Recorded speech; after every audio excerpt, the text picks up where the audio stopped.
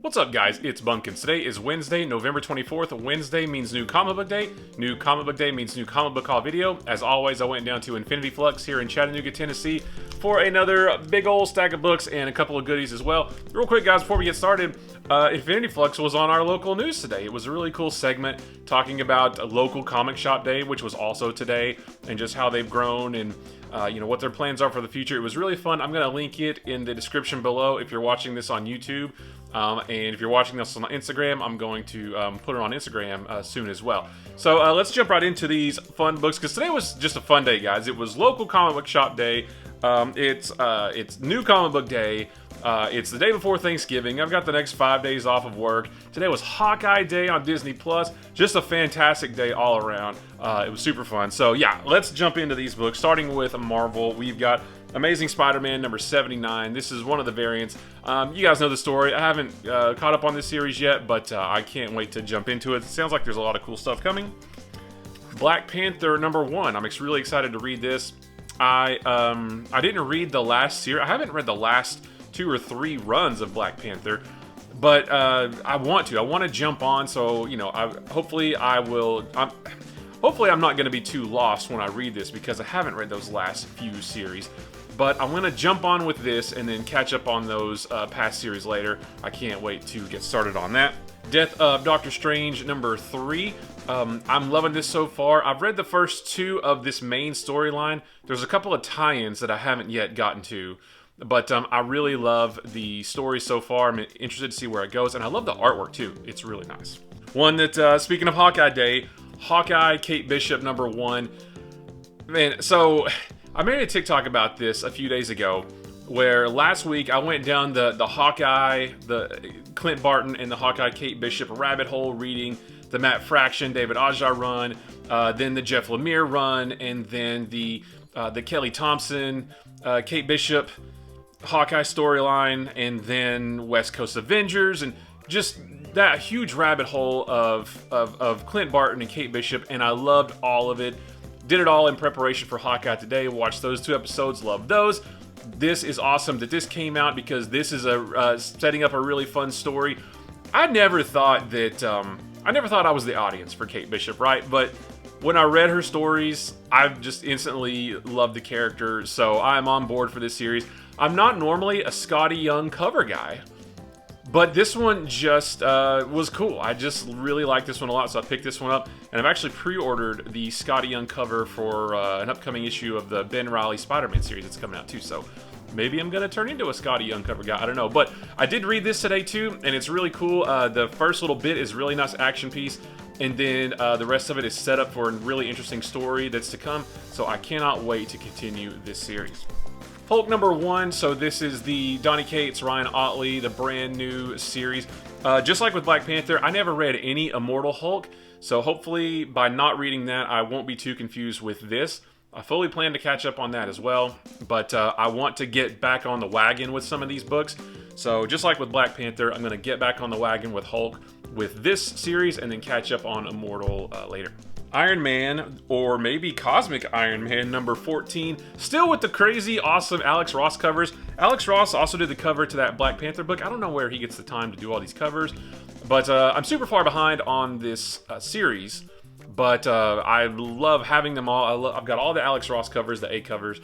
What I did read, I really enjoyed, so I've just got to get caught up. Can't wait to do that. And then Symbiote Spider-Man Crossroads number 5. I want to say this is the end of this miniseries, or there might be one more. Just like with the other ones, I haven't caught up on this miniseries yet, but I've got them off for when I'm ready to do that. So on a whim, I didn't pre-order this, but I was in the shop and I thought, well, why not? I did pick up X-Force Kill Shot number 1. This is a one-shot written and drawn by Rob Liefeld. This is, X-Force's 30th anniversary. And I just wanted to try it out. I haven't read, any of these characters in so long, but I was an X-Force guy back in the day, back in the 90s. I really enjoyed those, and, they were, of questionable quality, but at the time, they were awesome, and I thought I would revisit that. And then X-Men number 5, this is the Coelho variant. I have been enjoying this series. I am caught up on it, although I think I need to probably reread the last issue just to remember. I don't know if I'm going to stay with this series, but I have enjoyed this first arc so far. It just may be one of those that I wait for Marvel Unlimited or maybe a trade or something. But definitely interested to see where it goes. But because I haven't read any of the Hickman stuff, none of the Hoxpox stuff or anything, I'm not quite getting the full effect of this story that I think I could be getting if I had read all that stuff. But I'm going to read this one and then make my decision from there. That's all for Marvel, but over on DC, we've got a whole bunch of books. We've got Catwoman number 37, really nice variant cover. This is part of the Fear State storyline, which I'm collecting all of, but I haven't read yet, so this was just another piece of that puzzle. One that I actually hadn't planned on getting, but they had the cool local comic shop day variant cover is DC versus Vampires number 2, and I don't know if you can tell, this is like a nice shiny foil variant. So I had to pick this up. I think this series I'm probably going to wait, kind of like Deceased, where I just wait for the whole thing to come out in a trade or hardcover or something. But I like to always give at least 2 issues for a book to hook me, and so this is the second issue. Nice shiny foil cover. I had to get it. Deathstroke Inc. number 3. I enjoyed the first issue. Haven't read the second one yet. Deathstroke and Black Canary. I love both of these characters together. I don't really know what the overall story is going to be yet because I am that 1 issue behind. This may be another series where I wait for a trade or for DC Universe Infinite, but for now, I'm enjoying picking these up, and these B covers are awesome. So, speaking of local comic shop day, pretty shiny foil covers, Detective Comics number 1045. I think you can see the foil on that one a little bit better. Just the next issue of Detective Comics, which I'm way behind on, but I'm glad I have it, and I can't wait to catch up on all these new, I call them the Tynion era Batman, even though that's not Tynion, but you know what I mean, all the recent Batman books. Flash 776, this nice B cover as well. I like that Flash is reading, and wait a minute, I just noticed this Flash is reading Flash 776, but that's the A cover. So that's pretty cool. A few issues behind on this, but it is a fun story. We have Wally West back. That's super cool. Harley Quinn number 9. Again, just like Catwoman, not a series that I normally collect, but because it's part of Fear State, I had to grab that. One of my absolute favorite books, not only from DC, but out of all publishers recently, is Robin. Robin number 8. This is the final battle in the big martial arts tournament that Robin is in. Robin versus somebody else, just in case you don't know who it is.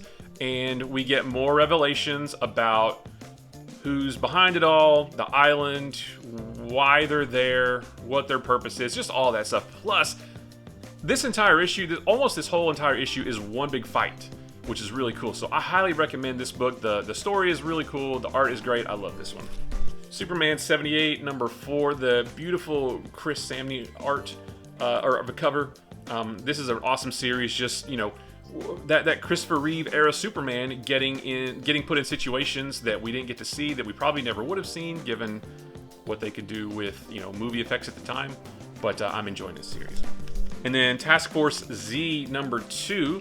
The first issue was okay. It didn't really grab me. But again, my 2-issue rule plus this supposedly is part of Fear State as well. It probably doesn't tie in very much, if at all, but because it was on the checklist, and I'm a sucker, I had to pick it up. So moving on to Image Comics, it was another light Image week, but we did get Echo Lands number 4, the series that you have to read sideways. I am behind on this, but I've been getting the single issues because I'm worried that if a trade comes out, it won't be printed the right way, although it might be, but it might not be. I didn't want to take the chance, so I've just been buying the single issues. Slinger Spawn number 2. Just like all the other Spawn books, I'm way behind on this, but this is another huge series that I'm waiting to catch up on. I need to go way back in Spawn. I'm wanting to pick up right around issue number 300 and then catch up through current Spawn and then jump on these new Spawn Universe titles. I can't wait to do that. And then one that's really interesting. I haven't read it yet. Normally I read these same day, but I haven't read this one yet. Radiant Black number 10. I got the blacklight version. So the cover and every page inside is drawn in or drawn and colored, I guess, in a way where if you shine a blacklight on it, it's pretty psychedelic. Like look at that. Like it's all crazy. This I don't know about the regular version, but this has got like it's not cardstock, but it is on thicker, glossier paper than normal. So, like you can see if you shine a black light on all this, it's gonna look awesome. The only thing is, I don't have a black light. So I knew I wanted this version, but I don't have a black light to shine on it. So I'm going to have to try to find one and shine it on this and just get the full effect, because I think this is going to be really cool to see. Plus, just a cool series. Although there's still lots of questions that I have, and we're not getting a lot of answers. We're just getting a lot more questions. So, but still, I'm loving it, and I can't wait to shine a black light on this and see how cool it looks. As for the other indies, we've got Fight Girls number 5 of 5. This is it. This is the last issue. I've been enjoying this series. As of the end of last issue, we know which of the Fight Girls, which of the girls won the big tournament, but there's still some mystery and some intrigue, so we got to see how all that shakes out. So another local comic shop day variant is House of Slaughter number 1. This is a really cool book. I love the minimalist cover of this. It's just all white with just a picture of Aaron, and that's it. Looks like Jay Lee, but I'm not 100% sure, but I think... Oh yeah, it is Jay Lee. No wait, yeah, I think. Regardless, it's a really cool cover, and I wanted to, on local comic shop day, wanted to get a couple cool covers, support my shop, so this is cool to have. And then speaking of House of Slaughter, we've got House of Slaughter number 2. I enjoyed the first one, and you guys know I love Something is Killing the Children, so it'd be cool to see what Aaron does. Last issue ended in a really cool cliffhanger, so I can't wait to see what happens next. A new one from Brian Michael Bendis is Joy Operations number 1. So all of his Jinx World stuff moved over to Dark Horse, and I do believe this is the first issue written by him from Dark Horse. This is kind of it's not really post-apocalyptic. It's more like future cyberpunk type stuff. I think Blade Runner. Not sure if it's that sci-fi heavy, but that kind of aesthetic, where corporations run everything, and you have people like this character who carry out tasks for those corporations, but this character is starting to question all that. That was a really horrible explanation. I haven't read it yet, if you can't tell, but I'm excited to read that. So here's where I say my usual. I don't remember what this one was about, but it sounded cool when I pre-ordered it. Wild Bullets number 1 from Source Point. It's Thanksgiving, and this looks like Thanksgiving table, so if nothing else, that was a good reason to get it. Yeah, I totally blanked on what this is about, but at time of pre-order, it sounded good, so when I read it, it'll be a nice surprise. But the fun doesn't stop there. Got a couple extra goodies as well. The first being the Geiger trade paperback. This is another one of Image's awesome $10 trade paperbacks. It's awesome when they do this.